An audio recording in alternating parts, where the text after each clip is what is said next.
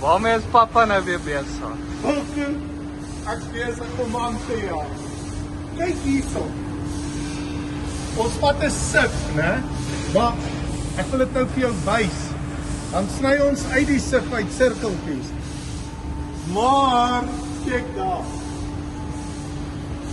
Sien jy? By die laas, hoor. Ja, Switserse laser, nie hierdie ander goed nie. Kyk of jy kan inzoom daar. Ja, dit is vreeslik klein. Dis vreeslik klein, hè? Wat? Hierso. Hier, sien jy dis geld of goue munte, hè?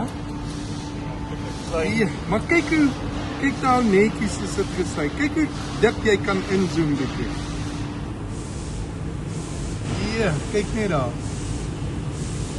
Ja, dit op 'n 300 micron sit. Is die sip 300 micron. Nou 300 micron beteken is die afstand tussen die gaatjies van die sip is dan 300 micron.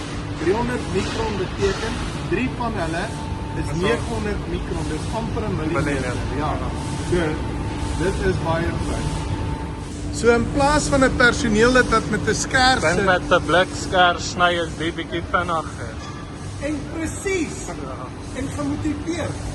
Hoeveel gaan julle op daai vel uitkry? Dink 1100. 1100 stukkies. Ja.